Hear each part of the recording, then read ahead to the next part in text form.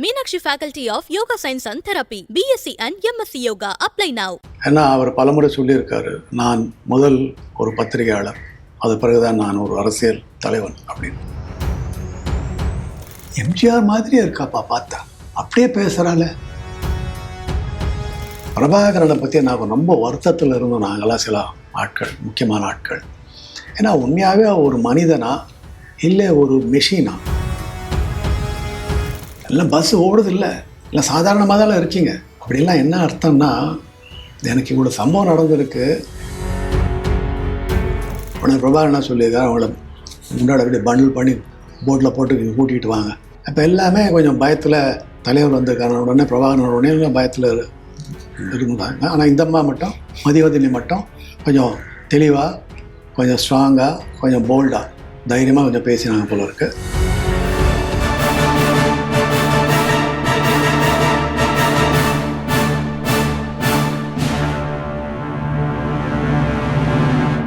இப்போ இலங்கையில் வந்து ரொம்ப ஒய்டாக கவர் பண்ணியிருக்கீங்க, ரொம்ப ஒரு இன்வால்மெண்ட்டோட அதில் நீங்கள் செயல்பட்டுருக்கீங்க ஒரு பத்திரிகையாளராக.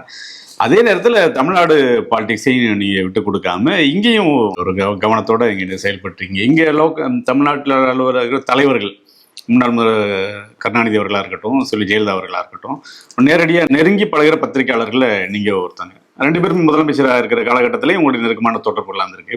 அந்த சந்திப்புகள் அனுபவங்களை பற்றி சொல்லுங்கள், அவங்களோட சந்திப்பு. நான் நடுவில் கொஞ்சம் சில மாதங்களுக்கு முன்னாடி முரசொலியில் என்ன ஒரு கட்டுரை எழுத கேட்டிருந்தாங்க. கலைஞருடைய அதோடைய காலம் பொற்காலம் தான், எங்கள் பத்திரிகையாளர்களுடைய பொற்காலம் அப்படின்னு எழுதியிருந்தேன். ஏன்னா அவர் பலமுறை சொல்லியிருக்காரு, நான் முதல் ஒரு பத்திரிகையாளர், அது பிறகுதான் நான் ஒரு அரசியல் தலைவன் அப்படின்னு. அவர் அப்படி தான் ஆரம்பித்தது. ஒரு கையால் எழுதி பேப்பர் முரசொலி சர்க்குலேட் பண்ண காலங்கள்லாம் உண்டு. காலையில் 5, 5:30, 6 மணிக்குள்ளே எல்லாம் பேப்பரையும் படிச்சுட்டு, ஆகையால் தான் அவருடைய அமைச்சர்கள் எல்லாமே பேப்பர் படித்து ரெடியாக இருக்கணும். ஏன்னா அவர் ஃபோன் பண்ணி கேட்பார். சீனியர் ஐஏஎஸ் ஆஃபீஸெல்லாம் ரெடியாக இருக்கணும், ஃபோன் பண்ணி கேட்பார். ஒரு வாரத்தில் குறைஞ்சது ஒரு 4 தடவை 5 தடவை பார்க்குறது உண்டு. இப்போ நேரில் சந்திச்சிருங்க, பார்க்குறது உண்டு. உண்மையாக அது ஒரு பொற்காலம். ஜெயலலிதா அதுக்கு மாறாக அவங்க மீடியா ரொம்ப குறைவாக தான் பார்த்தாங்க. அவங்க அசம்பிளிலேயே அவங்க சொல்லியிருக்காங்க, ப்ரெஸ்ஸை யார் மதிக்கிறாங்க, யார் பார்க்குறாங்க, நான் ப்ரெஸ்ஸை படிக்கிறதே இல்லை அப்படின்னு சொல்லி அசம்பிளிலேயே ஒரு சொன்னது உண்டு. நான் மேக்ஸிமம் இன்டர்வியூ பண்ணியிருக்கேன், நான் தான் இன்டர்வியூ பண்ணியிருப்பான்னு நினைக்கிறேன். அதிகமாக அவங்க பேட்டி கொடுத்தது உங்களுக்கு தான் இருக்கும். ஆமாம், அப்படி தான் நினைக்கிறேன். பார்த்தீங்கன்னா எம்ஜிஆருக்கு உடம்பு அவ்வளோ சரியில்லைன்னு சொல்லிட்டு அப்போ இவங்க கொள்கை பரப்பு செயலாளர் கூட ஆகலை. அதுக்கு முன்னாடியே இவங்களை கேம்பெயின் பண்ணுறதுக்கு சொல்லி அனுப்பியிருந்தார். கூட சசிகலா போவாங்க, ஒரு அசிஸ்டண்ட், ஒரு சின்ன பொண்ணு போவாள். இந்த பிடபிள்யூடி கெஸ்ட் ஹவுஸ் மாதிரி தான் இருக்கும், அங்கே தான் ஒவ்வொரு லஞ்ச் மீட் பண்ணலாம் அப்படின்னாங்க. அது வரைக்கும் அதுக்கு பின்னாடி நான் என்னுடைய வண்டியில் நான் ஃபாலோ பண்ணிகிட்டே போகிறேன். 4-5 மீட்டிங் கவர் பண்ணோம்.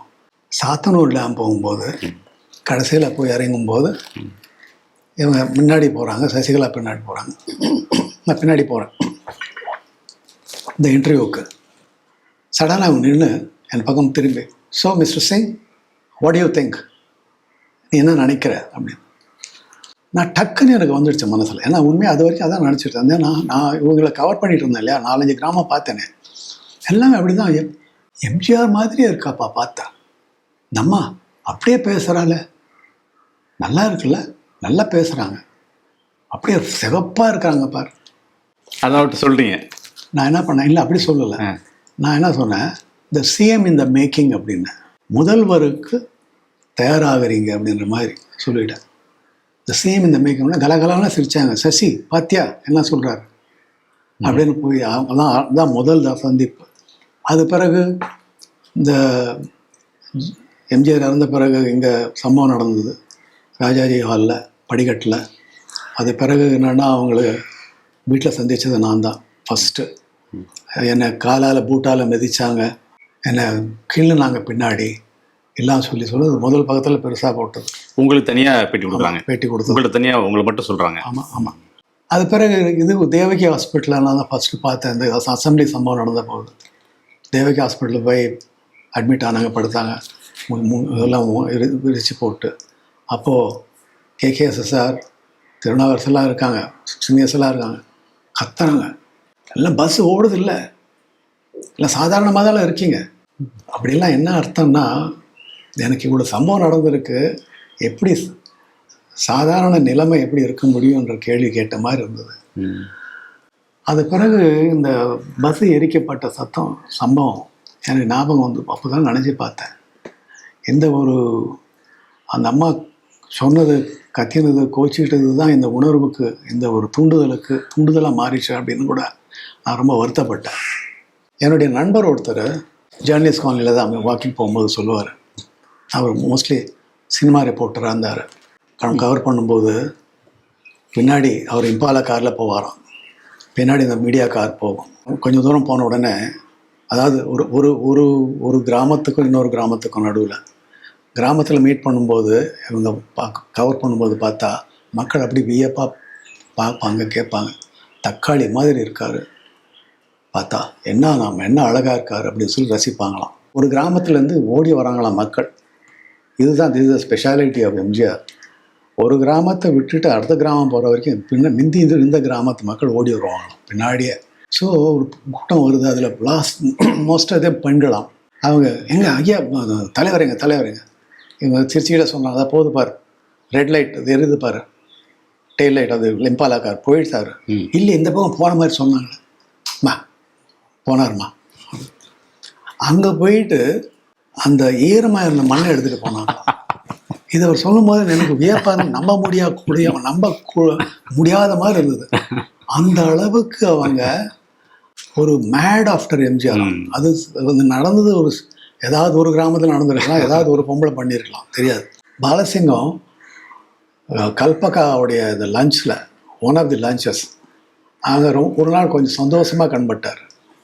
என்னடா இன்றைக்கி கொஞ்சம் சந்தோஷமாக இருக்கீங்க, என்ன விஷயம், இடையில ஏதாவது ஸ்பெஷலாக ஏதாவது பிரியாணி பண்ணி கொடுத்தாள் அப்படின்னு கேட்டேன். எல்லாமே ஞாபகம் இருக்கு எனக்கு சிலதெல்லாம்.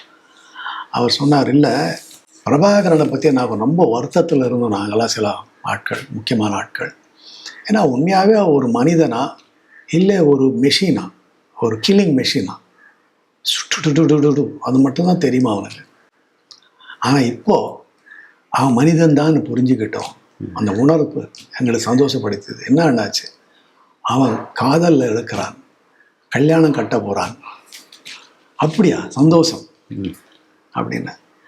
என்ன ஆச்சு, அதுக்கு முன்னாடி யாழ்ப்பாணத்தில் அந்த யூனிவர்சிட்டி விமென் ஸ்டூடெண்ட்ஸ் அவங்க சாவும் வர உண்ணாவிரதம், இதை போர் நிறுத்த செய்யணுன்றதுக்காக உட்காந்தாங்க.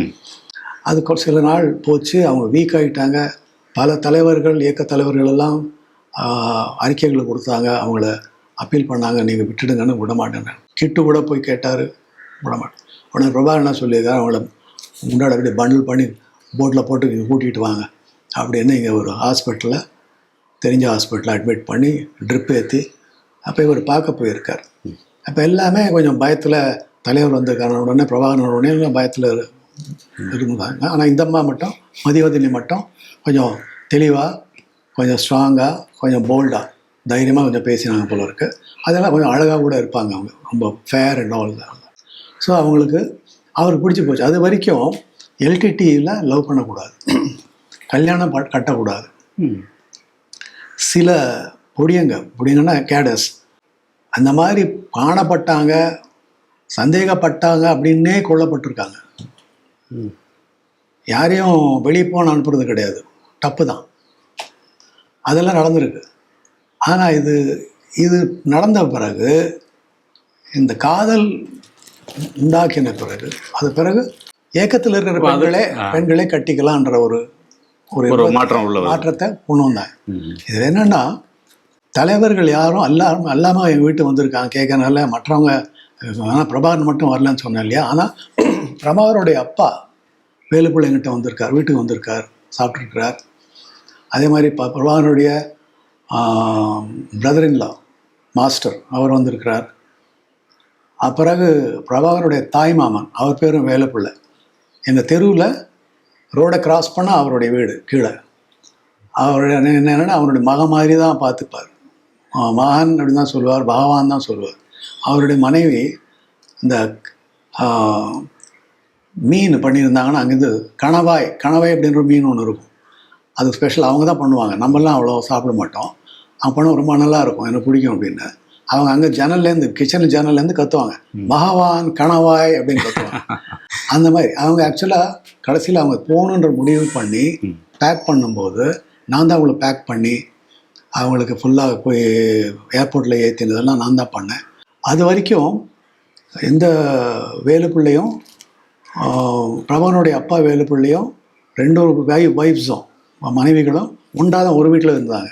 அப்புறமா இவர் தான் பொட்டம்மன் தான் அவங்கள பிரித்து வைக்கிறது பெட்டர்னு சொல்லிட்டு தனியாக வச்சுருந்தாங்க. கரெக்டாக ஒரு ஷெல் அவங்க இருந்த ஓட்டு வீட்டில் விழுந்து அவங்க இறந்துட்டாங்க. லண்டனில் அவங்களுடைய பெண் அவங்க என்னென்னா கஷ்டத்தில் இருக்கும்போது நான் தான் உதவி பண்ணேன். அவங்களையும் அவங்க புருஷனையும் சேர்த்து வச்சு யூஎனோட உதவியோடு அவங்கள அரெஸ்ட் பண்ணி தவறுதலாக அவர் அரெஸ்ட் பண்ணப்பட்டு இங்கே ஒரு முகாமில் வச்சுருக்க போது யூஎனோட இன்டர்வென்ஷன் நான் தான் பெட்டிஷன் கொடுத்து யூஎனை இங்கே பார்த்து அவங்கள கூட்டி போய் பண்ணினது. அவங்களுக்கு பிரிட்டிஷ் சிட்டிசன்ஷிப் வாங்கி அவங்க அங்கே சேர்த்து வச்சது நான் தான். அதனால் இன்னும் கூட அவங்களோட தொடர்பு உண்டு. சினிமா அனுபவங்கள் மாதிரிலாம் நடந்திருக்கு. நான் ஒரு தடவை டெக்கன் கிரானிக்கலில் முடிச்சுட்டு மெயின் அந்த சென்ட்ரல் கவர்மெண்ட் ஆஃபீஸஸ் எல்லாம் இருக்கு இல்லையா, அதை தாண்டிட்டு வர ஒருத்தர் பிளாட்ஃபார்மில் பெரிய கொஞ்சம் ஹைட் பிளாட்ஃபார்மில் அப்படியே ஐயோன்னு உட்காந்துருந்தார் கிழவர். நான் என்னுடைய மோட்டர் பைக்கில் கிராஸ் பண்ணிவிட்டு திருப்பி வந்தேன். ஏன்னா ரொம்ப சோகமாக உட்காந்துருக்கீங்களே கேட்டது. ஐயோ ஏன் சொல்லி எதுக்கு ஏன் சொல்கிறீங்க, ஒருத்தன் என்னை ஏமாற்றி போட்டான், காசை வாங்கிக்கிட்டு எக்ஸிட் வீசாவை அடித்து போட்டு தரேன் அப்படின்னு சொல்லிட்டு அங்கே சீஃப் இமிக்ரேஷன் ஆஃபீஸ் உள்ளே இருக்குது சொல்லிவிட்டான். அது யாருன்னா அவர் ஒரு இலங்கையிலேருந்து கொலம்போலேருந்து வந்திருக்காரு, இங்கே கொஞ்சம் எக்ஸ்ட்ராவாக தங்கிட்டார். அதனால் எக்ஸிட் வீசா அடித்தா தான் அவர் வெளியில் போக முடியும். அவரோட புள்ள லண்டனில் இருக்கிறார் அப்புச்சி அப்படின்னு. அவர் எனக்கு தெரியும், முன்னாடியே தெரியும். அவர் எனக்கு இவர் அப்புச்சியோட அப்பான்னு தெரியாது, சும்மா கேட்டேன். அப்புறம் இவர் சரி நீங்கள் உள்ளே வாங்க அப்படின்னு உள்ளே போனால் அங்கே உள்ளே இருக்கிற ஐபிஎஸ் ஆஃபீஸ் எனக்கு தெரிஞ்சவர். அவர்கிட்ட சொன்னேன் இந்த மாதிரி சும்மா தமாஷு போய் தான் சொன்னேன், நல்லது தான் அந்த போய் சொன்னேன். இவருக்கு தெரிஞ்சவர் வயசானவர், இவர் ஏஜென்ட் எவனா ஏமாற்றி போயிட்டான், எக்ஸிட் விசா வாங்கி கொடுக்குறான்னு இவர் வெளியில் உட்காந்துருக்கார். பாவம் பல நாட்களாக வந்துட்டுருக்காராம். உடனே அவன் பார்த்தான், ஏன் நீங்கள் அந்த ஏஜென்ட்டுக்கிட்டலாம் ஏமாறுறீங்க, உங்கள் ஏஜென்ட்டெல்லாம் most of them are all Sri Lankan Tamils only அப்படின்னு சொல்லி அவர் டக்குன்னு போட்டு கொடுக்குறாரு. உடனே அங்கே பக்கத்தில் ராஜ்பவன் ஒரு ஹோட்டலில் கொண்டு போய் அவர் உட்கார வச்சுட்டு டிஃபன் வாங்கி கொடுத்து அவர் அனுப்புறதுக்கு பேசிகிட்டு இருக்கும்போது அவர் சொல்கிறாரு, அவரோட மகன் பேர் என்னன்னு கேட்டால் அப்புச்சி. ஐயோ அப்புச்சி என்னோட ரொம்ப க்ளோஸ் ஃப்ரெண்ட் ஆச்சு, அவங்களோட அப்பாவை தான் நான் நீங்கள் ஹெல்ப் பண்ணியிருக்கேன். அப்புறம் அவரோட கதையை சொல்லும்போது அவருடைய ஒரு மகள், மூத்த மகள் கல்யாணம் பண்ணினது சூசைன்றது எல்டிடியோட கடல் படையோட சீஃப். பிரபாகரனுக்கு அடுத்தது அதான் சூசை. இந்த மாதிரிலாம் எனக்கு அனுபவங்கள் நடந்திருக்கு. அது எப்படி எதிர்பாராம like cinema it would happen to me. அதனால தான் அந்த இலங்கை ஈழத்தோட எனக்கு கொஞ்சம் அது என்னவோ தெரியல, போன ஜென்மத்தில் நான் அங்கே இருந்திருப்பேன். சரி, இந்த பத்திரிகைத்தோட உங்களுடைய இந்த அரை நூற்றாண்டு கால அனுபவத்தில் அதில் நிகழ்ந்திருக்கிற முக்கியமான கிட்டத்தட்ட எல்லா தருணங்களையும் கிட்ட பகிர்ந்துக்கிட்டீங்க இந்த விஷயத்தில் வந்து இப்போ இந்த இன்டர்வியூவில். ரொம்ப ரொம்ப நன்றி. ரொம்ப நன்றி சார். உங்களுடைய ஆடியன்ஸ்க்கு ரொம்ப நன்றி. Meenakshi Faculty of Yoga Science and Therapy, BSc and MSc Yoga. Apply now.